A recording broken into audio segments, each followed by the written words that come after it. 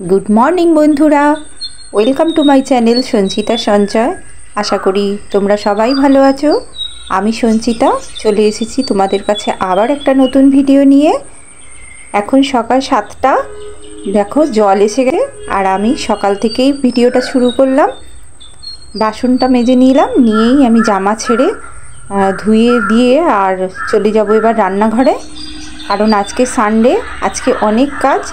भोरबेला उठेई ब्राश करे निये आगे घरटा परिष्कार करे निয়েছি, कारण घरटा परिष्कार ना करले बाइरेर এই बासी काज करार पर আর আমি ঘরে ঢুকতে পারি না, ইচ্ছাও করে না ঘরে ঢুকতে, আর রান্নাঘরে তো ঢুকতেই পারবো না।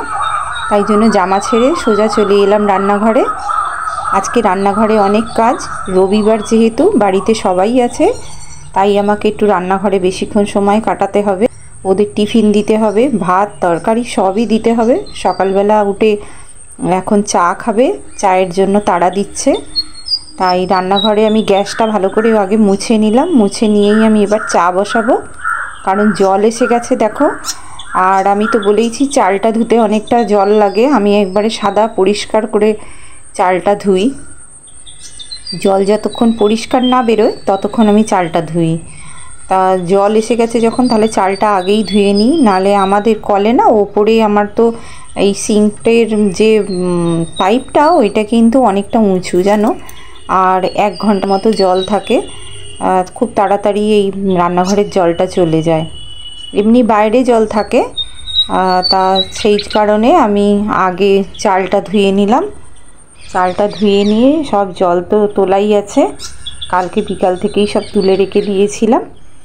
জলটা তুলে চায়ের জল বসিয়ে আর আমি অমনি তার মাঝখানে একটু টেবিল ফেবিলগুলো একটু মুছে নিলাম, বাসনের র্যাক মুছে নিলাম, কারণ বাসনগুলো তুলবো। কাল থেকে মাজা আছে, সব তোলা হয়নি, আর টাবের মধ্যে রাখা আছে। ওর বাবাকে আগে চাটা করে দিই, তারপরে আস্তে আস্তে সব কাজ গুছিয়ে করব।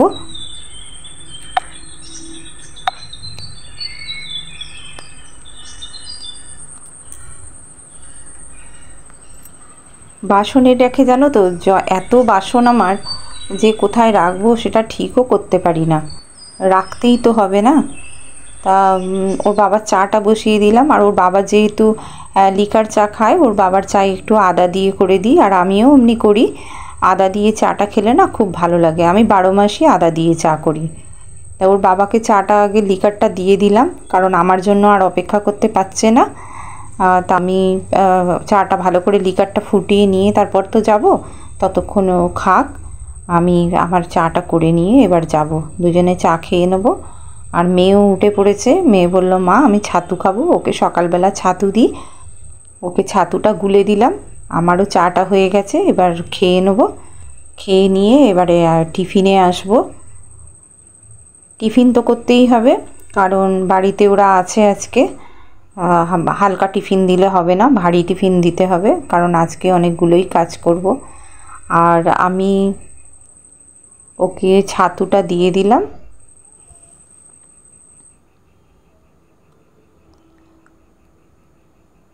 দুপুরবেলা রান্না করব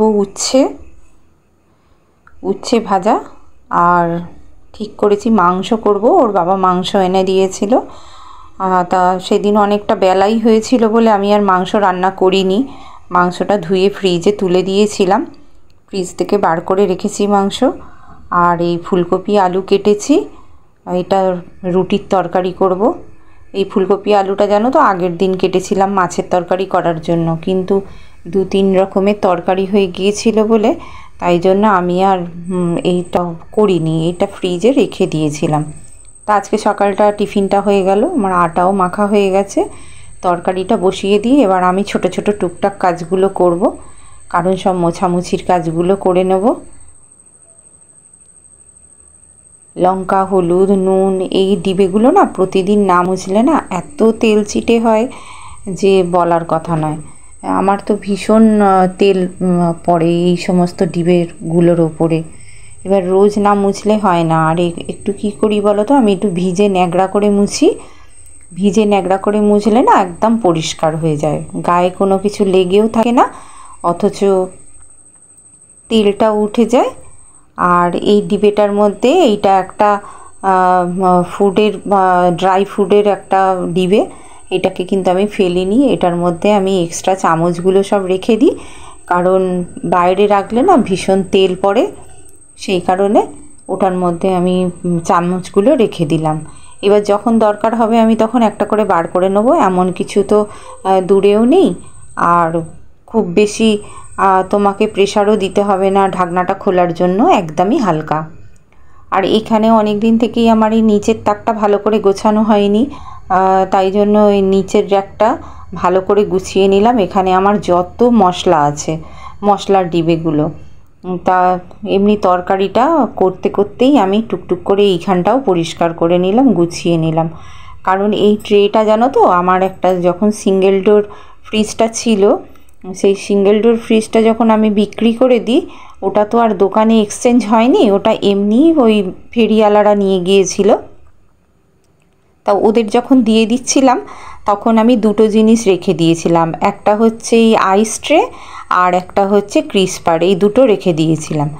তা ক্রিসপারটার মধ্যে আমার যত সব কাপ প্লেট আছে সবসময় ইউজ করার জন্য, আর এই আইস ট্রেটা রেখে দিয়েছিলাম। এইটার মধ্যে এত সুন্দর সেটিং হয়েছে না, পুরো একটা ট্রের মতো হয়ে গেছে। তা সেই জন্য ওইটার মধ্যে, আর ধারটা যেহেতু উঁচু সেহেতু এই ছোট ছোট ডিবেগুলো পড়ে যায় না জানো। দেখো ধারটা উঁচু বলে আমার পড়ে যায় না, আর এর মধ্যে রাখতেও সুবিধা হয়, হাতের কাছে থাকে। এর মধ্যে আমার বিরিয়ানি ফ্লেভার, কেওড়া জল, গোলাপ জল, সব যত রকম মশলা সব আছে। আর তোমার সর্ষে, পোস্ত, কালো জিরে, জিরে, সমস্ত যত রকম মশলার ডিবে সব আমার এখানে থাকে। আর এই দেখো, তোমাদের আগের একটা ভিডিওতে দেখিয়েছিলাম আমি বোতল কেটে যে দুটো করেছি, এই একটা ছুরি রাখার আর একটা ওই কাঁচি আর এই রাখার। এবার পাখাটাও রাখি জানো তো, মাঝে মাঝে এত গরম হয় না রান্নাঘরে, যে আমার তো রান্নাঘরে ভীষণই গরম, কারণ টিনের চাল তো, ওই জন্য। তা ওই হাওয়া খাওয়ার জন্য পাখাও একটা রেখে দিয়েছি, লোক হাসবে আমার অবস্থা দেখলে।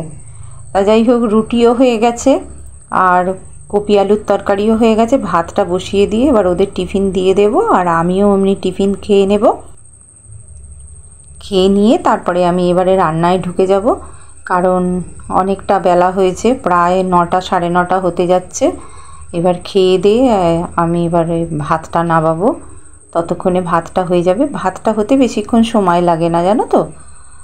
তো আমার বন্ধুরা যে যেখানে আছো সবাই দেখছো, দেখলে আমার কিন্তু খুবই ভালো লাগে, কিন্তু তোমরা আমাকে কমেন্ট করে জানাও না। কিছু বন্ধু আছো যারা আমাকে কমেন্ট করো, ভালো ভালো কমেন্ট করো। আমার ভিডিওগুলো তোমাদের দেখতে ভালো লাগে, এটা শুনেও আমার খুব ভালো লাগে। তোমাদের অসংখ্য ধন্যবাদ আমার ভিডিওগুলো দেখে তোমাদের ভালো লাগার জন্য। আমি চেষ্টা করব এরপরে আরও ভালো ভিডিও তৈরি করার। এবার আমি মাংসটা করব। মাংসটা করার জন্য আমি নিয়ে নিয়েছি দুটো তেজপাতা আর দুটো লবঙ্গ, একটা ছোটো এলাচ আর একটুখানি দারচিনি। এইটা আমি আগে এলাচটা আগে একটুখানি থেঁতো করে নেব, নিয়ে তেলের মধ্যে বাটার অথবা ঘি দিয়ে তারপরে ওটাকে ভাজবো। ভেজে তারপরে রসুন আর পেঁয়াজটাকে ওর মধ্যে ভাজবো। বাটার বা ঘি দিতে কেন বললাম বলো তো, কারণ অনেকে বলো যে চিকেনের মধ্যে চিকেন রান্না করলে আষ্টে গন্ধ ছাড়ে, ওরা খেতে পারো না। সেই জন্য যখন পেঁয়াজ রসুনটা কষবে সেটার মধ্যে তেলের মধ্যে হয় 1 চামচ ঘি বা একটা কিউব বাটার ওর মধ্যে দিয়ে দেবে। দিয়ে তারপরে যদি ওটা ভাজো তাহলে দেখবে টেস্টটা অনেক সুন্দর হবে মাংসর, আর মাংসতে একদমই আষ্টে গন্ধ ছাড়বে না। তা ঘি দিলে একরকম টেস্ট হয়, আর বাটার দিলে আরেক রকম টেস্ট হয়। দুটোর টেস্টই কিন্তু খুব সুন্দর লাগে। আর মাঝখান থেকে লাভ যেটা হয় সেটা হচ্ছে মুরগির মাংসে যেটা একটা আঁশটানি গন্ধ থাকে, সেই আঁশটানি গন্ধটা কিন্তু চলে যাবে। আর মুরগির মাংস করলে আঁশটানি গন্ধ যেটা বেরোয় সেটার আরেকটা কারণও থাকে, কারণ মাংসর ভালো করে যদি ধোয়া না হয়, যদি ব্লাড থেকে যায়, তাহলে কিন্তু মুরগির মাংসতে আঁশটানি গন্ধ ছাড়ে। তা আমি এই বাটার দিয়ে, আমার যেহেতু ঘি ছিল না সেহেতু আমি তেলের মধ্যে বাটার দিয়ে দিলাম, দিয়ে আর পেঁয়াজ রসুনটাকে ভালো করে ভেজে নেব। ভেজে নিয়ে তার মধ্যে এবার টমেটো, আদা, লঙ্কা, হলুদ, নুন সব পরিমাণ মতো দিয়ে দেব। দিয়ে এবার মশলাটাকে কষবো। আর আমি যেহেতু মাংসটা করব, আমি মাংসতে একটু ধনে গুঁড়ো দিই। ধনে গুঁড়োটা দিলে কি হয় বলো তো, টেস্টটা খুব ভালো হয়। আর জিরে কিন্তু আমি দিই না, কারণ জিরে দিলে একটা বিচ্ছিরি গন্ধ ছাড়ে। আমি জিরে তরকারিতে খেতে পারি না বলে আমি জিরে দিই না। ধনে গুঁড়োটা কিন্তু মাংসর সঙ্গে খুব ভালো লাগে। তো যাই হোক, যে যার পছন্দ সেটা। আমি একটু ধনে গুঁড়ো দিয়ে দিলাম। দিয়ে এবার মশলাটাকে কষাবো। কষিয়ে এবারে মাংসটা আমি ধুয়ে রেখেছি ভালো করে। মাংসটা কালকেও অনেকবার ধুয়ে রেখেছিলাম, আবার আজকে সকালবেলাও অনেকবার ধুয়েছি। ধোবার পর তারপরে, কারণ চিকেন না একটু ভালো করে ধুতে হয়, আর তুমি যতই ধোও না কেন দেখবে একটু ব্লাড আসে। তা আমি ধুয়ে ভালো করে ঝুড়িতে করে রেখে দিয়েছিলাম, জলটা পুরোটাই ঝরে গেছে। এবারে এই মাংসটা দিয়ে দেব। আর 2-3 কোয়া রসুন দিয়ে দেবো গোটা, থেঁতো করা না। থেঁতো করা দিয়ে তো আগে ভেজেছি। 2-3 কোয়া গোটা রসুন দিয়ে দেব। দিয়ে এবার মাংসটাকে ভালো করে কষে নেব। আর মাংস করার আগে আমি আর সেটা তোমাদের দেখাইনি, মাংসতে আমি আলু দেব, যেহেতু আমরা একটু আলু পছন্দ করি। তা আলুটাকে যখন আমি ভেজেছি তখন কিন্তু নুন হলুদ মাখিয়ে ভেজেছি, আর ঢাকা দিয়ে ভেজেছি বলে আলুটা কিন্তু একদম নরম হয়ে গেছে। আর একটু কড়া করে ভাজলে কি হয় জানো তো, এই মাংসতে যখন আলুটা দেবে না, নুন হলুদ মাখিয়ে আলুটা ভেজে দিলে এত সুন্দর মাংসটার টেস্টটা আলুর মধ্যে ঢুকে যায় না, খাবার সময় খুব ভালো লাগে। দেখো বাইরে কি বৃষ্টি হচ্ছে, প্রচণ্ড বৃষ্টি হচ্ছে। আর আমি এই রান্নাঘরে রান্না করছি, একদম কান রাখতে পারছি না, এত আওয়াজ হচ্ছে। তা মাংসটা কষা হয়ে গেছে। এবারে মাংসটায় জল দিয়ে দিলাম। এরপরে আর একটুখানি কাজ বাকি আছে আমার, কারণ উচ্ছেটা ভাজবো, ভাজলে হয়ে যাবে। মাংস আমার হয়ে গেছে, গরম মশলা দিয়ে নামিয়ে নিলাম। আর উচ্ছেটা ভাজবো। মাংসের পেঁয়াজ কেটেছিলাম, তার থেকেই একটুখানি তুলে রেখেছিলাম, সেইটা দিয়ে আমি উচ্ছেটা ভাজা করলাম। কারণ এক তরকারি আমি করি না, একটু কিছু সঙ্গে থাকলে ভালো লাগে। তো আমার ভিডিওটা দেখতে দেখতে একদম শেষ পর্যায়ে যারা চলে এসেছো, তোমাদের যদি ভালো লাগে তাহলে লাইক দিও একটা, আর শেয়ার করে দিও, আর সাবস্ক্রাইব অবশ্যই করো। কারণ সাবস্ক্রাইব করলে আমার পরিবারে তোমাদের সব সময় ওয়েলকাম জানাচ্ছি আমি। তোমরা আমার পরিবারে এসো, আমার সঙ্গে থাকো, আমিও তোমাদের সঙ্গে থাকবো। আর তোমাদের সঙ্গে অনেক কথা বলবো, মনের কথা, গল্প অনেক কিছু হবে। তোমরা এসো, আমাকে জিজ্ঞাসা করো, আমি তোমাদের উত্তর দেব। তো এই যে গ্যাসটা ভালো করে মুছে নিলাম। আর মাংস হয়েছে যেহেতু, সেহেতু আমি একটু ভালো করেই একটু সাবান দিয়ে মুছে নিলাম এখানটা, কারণ আজকে একটু হাতে সময়ও আছে, সেই জন্য ভালো করে মুছে। আর এবার আমি স্নানে চলে যাব। স্নানে চলে গিয়ে পুজো মেয়ে করে দিয়েছে, মেয়ে বাড়িতেই আছে। তো ভিডিওটা আর বড় করব না, এই পর্যন্তই। দেখা হচ্ছে পরের ভিডিওয়ে। ততক্ষণ তোমরা সবাই ভালো থেকো, সুস্থ থেকো।